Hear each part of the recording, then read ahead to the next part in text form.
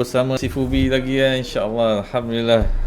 Salam sejahtera semua. Okey, si Fubi kali ni si Fubi nak buat, sebab banyak pertanyaan. Antara soalan yang pertama yang si Fubi selalu dapat adalah macam mana nak tahu keaslian madu tu. Tentu ramai yang nak tanya juga kan, macam mana keaslian madu tu. Ramai yang confused kan, ramai yang keliru dan macam-macam teori sekarang ni memperkatakan tentang teori madu. Okey, supaya lebih mudah, si Fubi nak kongsikan berdasarkan apa yang pernah si Fubi buat dulu dengan video lama si Fubi. Jadi senang je, nanti kita boleh cerita balik.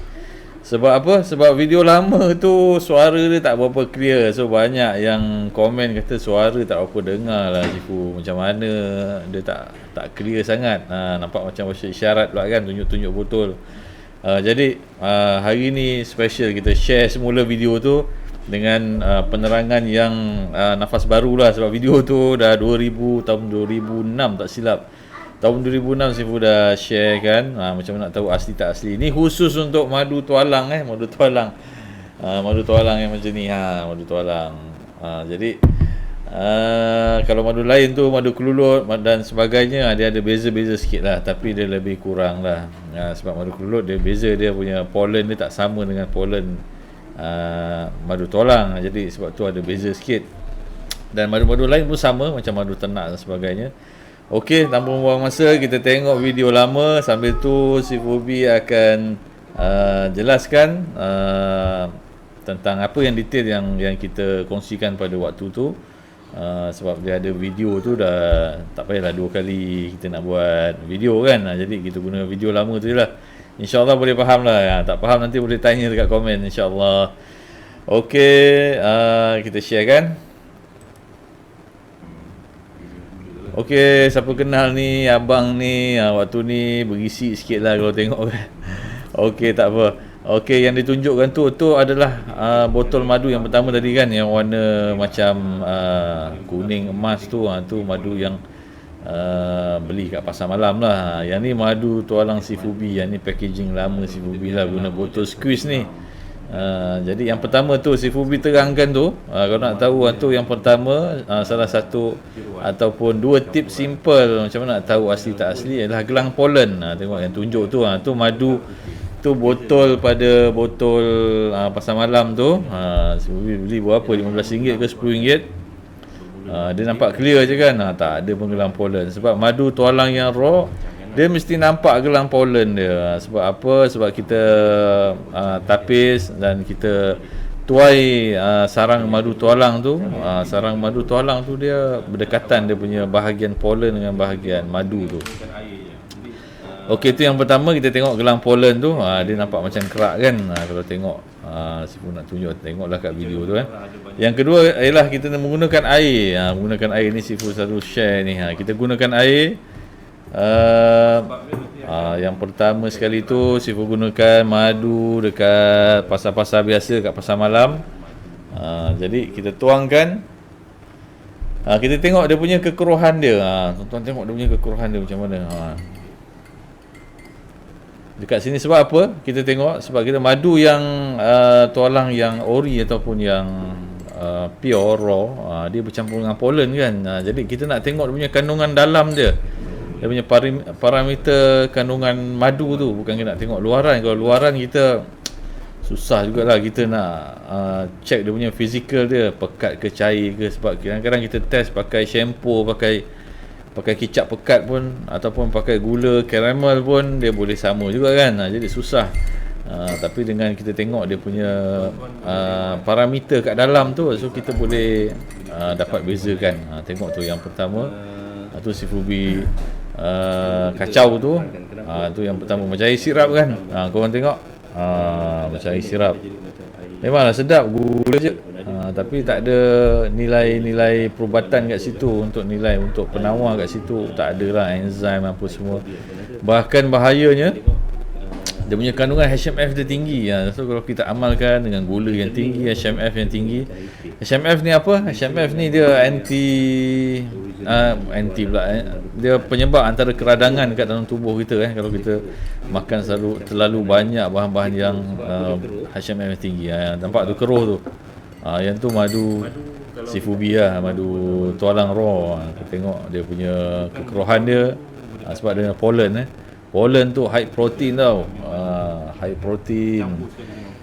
Dia untuk kesuburan sangat-sangat bagus untuk kesuburan. Siapa yang kurang subur ataupun yang ada masalah hormon, bagi lelaki wanita memang terbaik. Kita tak perlu campur apa-apa, kita makan yang raw pun dah okey. Janji kita istiqamah kan, hari-hari kita minum. Tu si Bobby terangkan lagi kat situ. Mungkin ada yang tak dengar sebelum ni kan. Sebab apa ada dia keruh air tu sebab kita tapis gunakan tapis biasa je. Sebab pollen tu saiz dia micron ataupun micro, 10-6. Siapa yang belajar sains tu kan. Okey, jadi saring yang kita guna untuk teh, untuk kopi tu hanya mili aja. Dia masih besar. Jadi bila kita saringkan ataupun kita filter madu tu, dia mesti bercampur dengan pollen. Tak mungkin pula dia jernih macam tu. Apalagi kalau dia kata ni daripada kampung dia, tapi dapat madu yang jernih macam tu kan, tak mungkin kan. So kat kampung mana ada mesin yang special untuk nak tapis sampai mikron. Kau faham je lah. Jadi inilah antara dua tips simple yang si Fubi share kan dekat video lama ni. Harap korang lepas ni boleh tengok lah. Ni dipanggil tip paling simple, tip okey sekilas yang kita boleh perasan. Tapi tak nak memang kena beli dululah. Ni siapa yang dah terbeli nak test, kita kena tengok macam tu lah. Okey, saya boleh ringkaskan. So yang pertama, apa dia punya teknik dia? Yang pertama, ataupun bukan teknik lah, dia punya tip simple dia yang pertama adalah kita tengok gelang pollen. So yang kedua adalah kita tengok dia punya kekeruhan dalam air tu. Sebab yang kita tengok tu, dua-dua tip tu, yang kita tengok tu adalah kita tengok kandungan pollen dia. Dia beza Kalau madu tualang beza sikit. Sebab ada yang tanya, ni tip ni tak berapa tepat lah sebab madu kelulut tak macam ni. Memanglah madu kelulut lain. Madu kelulut dia vibrate dia lain, dia ada dia punya tempayan dia sendiri. Madu tempayan dia sendiri ada beza dengan madu tualang. Madu tualang dia punya sarang dia besar. Jadi waktu tuai tu kadang-kadang kita terpotong juga bahagian pollen sedikit. Jadi bila kita saring-saring, kadang-kadang dekat hutan dia press terus, dia akan bercampur dengan pollen dengan dia punya propolis, royal jelly, dekat ada bahagian anak sikit dan sebagainya. Okey, semoga manfaat. Jangan lupa dua tip tu tapi dua tip ni pun setelah kita membeli madu. Kalau kita just tengok macam tu, mungkin boleh gunakan tip yang kerak tadilah. Walau macam mana pun benda ni pun subjektif juga. So kalau seorang tu memang kita susah, kita nak percaya dia,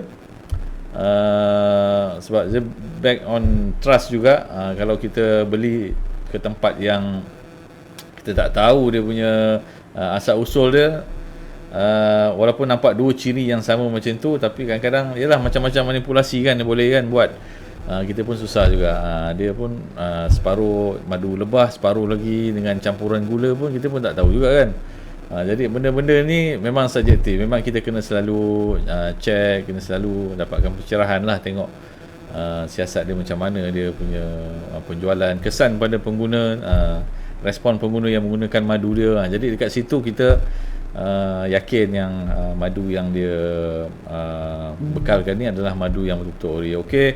Okey, sampai berjumpa lagi. Okey, jumpa lagi insya-Allah. Okey, assalamualaikum. Nanti dapatkan tip yang lain pula insya-Allah. Okey, assalamualaikum warahmatullahi wabarakatuh.